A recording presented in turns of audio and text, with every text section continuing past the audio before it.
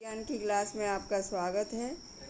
आज हम आपको आधुनिक विश्व में चरवाहे जो अध्याय है इसमें औपनिवेशिक शासन और चरवाहों का जीवन इसके बारे में समझाएंगे। तो देखिए, औपनिवेशिक शासन के दौरान चरवाहों की ज़िंदगी में गहरे बदलाव आए। उनके चरागाह सिमट गए, इधर उधर आने जाने पर बंदिशें लगने लगीं और उनसे जो लगान वसूल किया जाता था उसमें भी वृद्धि हो गई। खेती में उनका हिस्सा घटने लगा और उनके पेशे और हुनरों पर भी बहुत बुरा असर पड़ा। आइए देखें यह सब कैसे हुआ और क्यों हुआ। पहली बात, अंग्रेज सरकार चरागाहों को खेती की ज़मीन में तब्दील कर देना चाहती थी और ज़मीन से मिलने वाला लगान उसकी आमदनी का एक बड़ा स्रोत था। इसलिए वो ऐसा करना चाहती थी कि जहाँ चरागाह थे उसको खेती वाली ज़मीन में बदल देना। खेती का क्षेत्रफल बढ़ने से सरकार की आय में और बढ़ोतरी हो सकती थी और इतना ही नहीं, इससे जूट यानी पटसन, कपास, गेहूं और अन्य खेतीहर चीज़ों के उत्पादन में भी इजाफा हो जाता, जिनकी इंग्लैंड में बहुत ज़्यादा ज़रूरत रहती थी इन चीज़ों की। अंग्रेज अफसरों को बिना खेती की ज़मीन का कोई मतलब समझ में नहीं आता था, इसलिए वो चरागाह वाली ज़मीन को खेती वाली ज़मीन में बदल देना चाहते थे और उससे ना तो उन्हें लगान मिलता था और ना ही उपज। अंग्रेज़ ऐसी ज़मीन को बेकार मानते थे, उसे खेती के लायक बनाना ज़रूरी था। इसी बात को ध्यान में रखते हुए 19वीं शताब्दी के मध्य से देश के विभिन्न भागों में प्रतिभूमि विकास के लिए नियम बनाए जाने लगे और इन कायदे कानूनों के जरिए सरकार गैर खेतीहर ज़मीन को अपने कब्ज़े में लेकर कुछ खास लोगों को वो ज़मीन सौंपने लगी और इन लोगों को कई तरह की रियायतें दी गईं और इस ज़मीन को खेती के लायक बनाने और उस पर खेती करने के लिए जमकर बढ़ावा दिया गया। ऐसे कुछ लोगों को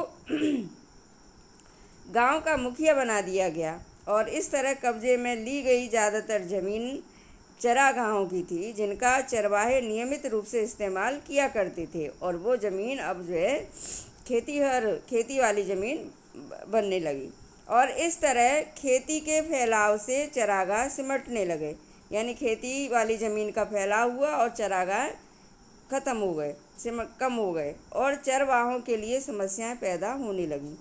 दूसरी बात, 19वीं सदी के मध्य तक आते आते देश के विभिन्न प्रांतों में वन अधिनियम भी पारित किए जाने लगे थे और इन कानूनों की आड़ में सरकार ने ऐसे कई जंगलों को आरक्षित वन घोषित कर दिया जहां देवदार या साल जैसी कीमती लकड़ी पैदा होती थी और इन जंगलों में चरवाहों के घुसने पर पाबंदी लगा दी गई और कई जंगलों को सुरक्षित घोषित कर दिया गया। इन जंगलों में चरवाहों की चरवाही के कुछ परंपरागत अधिकार तो दे दिए गए, लेकिन उनकी आवाजाही पर फिर भी बहुत सारी बंदिशें लगी रहीं। औपनिवेशिक अधिकारियों को लगता था कि पशुओं के चरने से छोटे जंगली पौधे और पेड़ों की नई कोपलें नष्ट हो जाती हैं और उनकी राय में चरवाहों के रेवड़ छोटे पौधों को कुचल देते हैं और कोपलों को खा जाते हैं, जिससे नए पेड़ों की बढ़त रुक जाती है। वन अधिनियमों ने चरवाहों की ज़िंदगी बदल डाली और अब उन्हें उन जंगलों में जाने से रोक दिया गया जो पहले मवेशियों के लिए बहुमूल्य चारे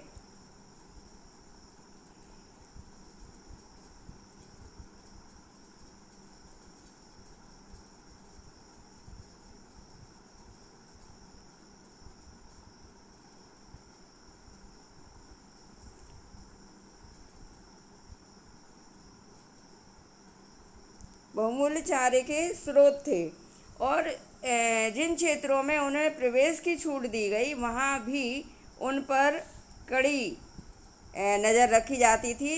जंगलों में दाखिल होने के लिए उन्हें परमिट लेना पड़ता था। जंगल में उनके प्रवेश और वापसी की तारीख पहले से तय होती थी कि मतलब इस समय आप जाएंगे और इस समय वापस आएंगे और वह जंगल में बहुत कम ही दिन बिता सकते थे। अब चरवाहे किसी जंगल में ज़्यादा समय तक नहीं रह सकते थे, भले ही वहाँ चारा कितना ही हो, घास कितनी भी क्यों ना हो और चारों तरफ घनी हरियाली हो। उन्हें इसलिए निकलना पड़ता था क्योंकि अब उनकी ज़िंदगी वन विभाग द्वारा जारी किए गए परमिटों के अधीन थी, इसलिए वो अपने मन से वहाँ नहीं रुक सकते थे। परमिट में पहले ही लिख दिया जाता था कि वह कानूनन कब तक जंगल में रहेंगे। अगर वह समय सीमा का उल्लंघन करते थे तो उन पर जुर्माना लगा दिया जाता था। अब तीसरी बात यह है कि अंग्रेज अफसर घुमंतु किस्म के लोगों को शक की नज़र से देखते थे। वे गांव-गांव जाकर अपनी चीज़ें बेचने वाले कारीगरों व व्यापारियों और अपने रेवड़ के लिए हर साल नए नए चरागाहों की तलाश में रहने वाले, हर मौसम में अपनी रिहाइश बदल लेने वाले चरवाहों पर यकीन नहीं कर पाते थे। वे चाहते थे कि ग्रामीण जनता गांव में रहे, उनकी रिहाइश और खेतों पर उनके अधिकार तय हों, और इस तरह की आबादी की पहचान करना और उसको नियंत्रित करना ज़्यादा आसान था। यानी जो एक निश्चित जगह पर रहते हैं तो उनकी पहचान करना और मतलब उनको नियंत्रित करना ज़्यादा आसान हो जाएगा, ऐसा वो चाहते थे कि मतलब घुमंतु लोग ना रहें बल्कि स्थायी होकर के लोग रहें, एक जगह टिक कर रहती हो जो लोग। ऐसे लोगों को शांति प्रिय और कानून का पालन करने वाला माना जाता था, जो एक जगह टिक कर रहते थे। और घुमंतुओं को अपराधी माना जाने लगा। घुमंतुओं को अपराधी माना जाता था। 1871 में औपनिवेशिक सरकार ने अपराधी जनजाति अधिनियम पारित किया और इस कानून के तहत दस्तकारों, व्यापारियों और चरवाहों के बहुत सारे समुदायों को अपराधी समुदाय की सूची में रख दिया गया। समझ लो, इनको अपराधी समुदाय की सूची में रख दिया गया। उन्हें कुदरती और जन्मजात अपराधी घोषित कर दिया गया और इस कानून के लागू होते ही ऐसे सभी समुदायों को कुछ खास अधिसूचित गांवों बस्तियों में बस जाने का हुक्म सुना दिया गया और उनका बिना परमिट आवाजाही पर उनकी रोक लगा दी गई और ग्राम्य पुलिस उन पर सदा नज़र रखने लगी। अब चौथी बात, अपनी आमदनी बढ़ाने के लिए अंग्रेज़ों ने लगान वसूलने का हर संभव रास्ता अपनाया। उन्होंने ज़मीन, नहरों के पानी, नमक खरीद फरोख्त की चीज़ों और यहाँ तक कि मवेशियों पर भी टैक्स वसूलने का ऐलान कर दिया।